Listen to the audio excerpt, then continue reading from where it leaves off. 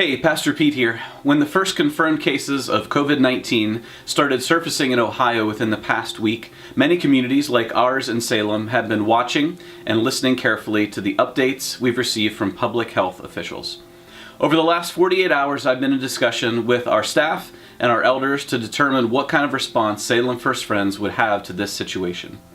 After considering all of the recommendations from the national and state level, along with having a long conversation with our local county health department, we have decided to cancel our worship services for Sunday, March 15th. We anticipate that this suspension of our corporate worship gatherings will last longer than just 1 week, but we will make those decisions and those announcements in the days ahead. This is not a decision that we have made lightly or quickly. None of the people in our leadership team really want to close our doors on a Sunday morning. But we're also trying to balance the command to love God through our worship together with our calling to love our neighbor by doing our part to seek the wisest path forward, especially for those in our community who are at the most risk in the face of this public health crisis. You'll be hearing more from us in the coming days about our extended response, but let me hit a few key areas first. So first of all, worship and discipleship. Just because we will be suspending our corporate worship gatherings for a short time does not mean that discipleship and worship must pause.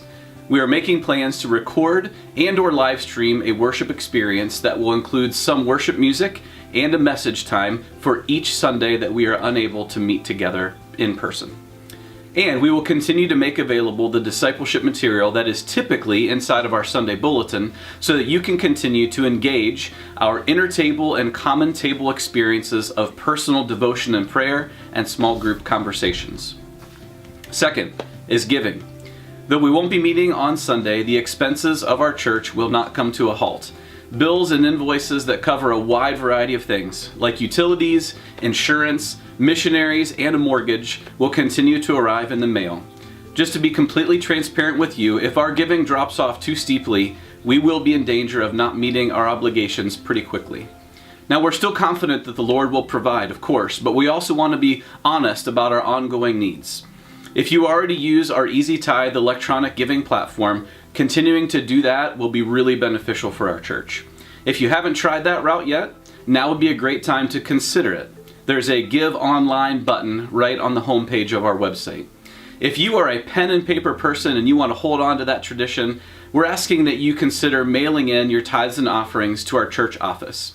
Not only do we want to keep meeting our expenses during this time, but we also want to reach out and support those in our community who are most affected by the current challenges.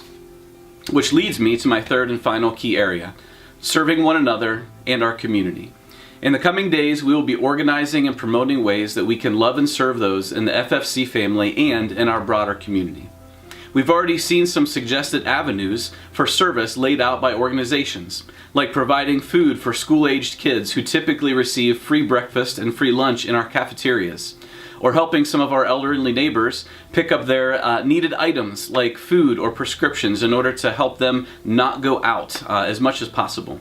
As we figure out where the needs are and who we might partner with to meet those needs, we will be in touch with you. And beyond these practical needs, obviously, please pray. Pray for your neighbor.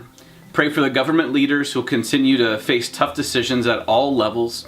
Pray for the medical professionals who will be on the front lines in this fight. And pray that God will grant us the peace that is beyond understanding. So after I finished a long day of taxing conversations and difficult decisions yesterday, I finally sat down with my kids and they were watching one of the Avengers movies starring Thor, and our family loves to watch those movies together. And if you're familiar with the movie, you'll know exactly what I'm talking about. In this movie, there's a scene near the end where Thor's fellow citizens, the people of Asgard, are losing their home, a beautiful place that they love. And in the midst of that crisis, Thor has this revelation. Asgard is not a place, it is a people. And that same idea is true for us, church.